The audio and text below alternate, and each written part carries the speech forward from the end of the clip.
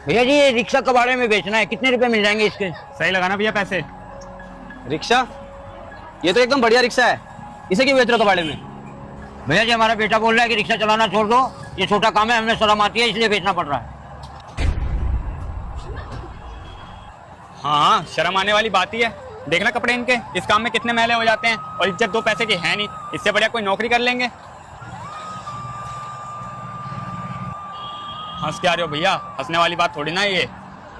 हंस नहीं रहा यार, मुझे अपने पुराने दिन याद आ गए। मैं भी अपने पापा को ऐसे ही बोलता था, ये जो कबाड़े की दुकान है ना, ये उन्हीं की जमाई हुई है। उस वक्त ना समझता मैं, तो मैं उनको बोलता था ये क्या काम कर रखा है। मेरे दोस्त मेरा मजाक उड़ाते हैं, सब कबाड़ी कबाड़ी कहते हैं मुझे। और ये क्या कपड़े पहन रखे हैं, कितने मैले हैं तुम्हारे कपड़े, कितने गंदे हैं, नए कपड़े नहीं ले सकते। और वो ना वो छोटा सा फोन चलाते थे टूटा हुआ। और तुमने देखा होगा कि जो बड़े आदमी होते हैं वो रबड़ बांध लेते हैं फोन के पीछे। तो मेरे पापा भी ऐसी रबड़ बांध के फोन चलाते थे। तो मैं उनको बोलता था कि जब इतना कमाते हो तो नया फोन नहीं ले सकते हैं, क्या फायदा इतनी कमाई का। मजाक बना रखा है मेरे दोस्तों के बीच में मेरा। अब जब मेरे ऊपर जिम्मेदारी आई ना, तो मुझे धीरे धीरे सब समझ में आ रहा है कि मेरे पापा ऐसा क्यों करते थे, क्यों वो नया फोन नहीं लेते थे, टूटा हुआ फोन चलाते थे, क्यों वो नए कपड़े नहीं पहनते थे। मेरे भाई, जब जिम्मेदारी का पहाड़ सर के ऊपर आता है ना, तो सारे शौक उसी पहाड़ के नीचे दब के मर जाते हैं। समझ आई बात?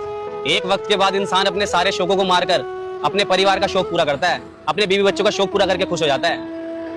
भैया आपकी सारी बात ठीक है, लेकिन अब आप कमा रहे हो ना, आप तो कर रहे होंगे अपने पापा के शौक पूरे।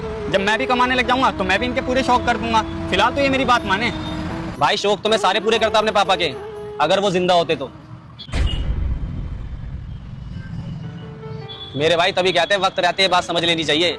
अपने बाप के काम पर ना कभी शर्म मत करना, इसी काम से तुम्हारी रोजी रोटी चल रही है।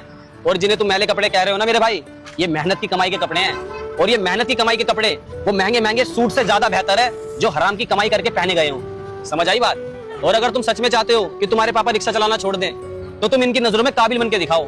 इतना पैसा कमाओ कि इन्हें खुद लगे कि अब तो मेरा बेटा जिम्मेदारी समझता है, सारा घर का खर्चा खुद संभाल सकता है। तुम देखना ये खुद ही ये काम छोड़ देंगे। लेकिन यार अपने बाप को नीचा मत दिखाओ, इनके काम को लेके ना शर्म मत करो।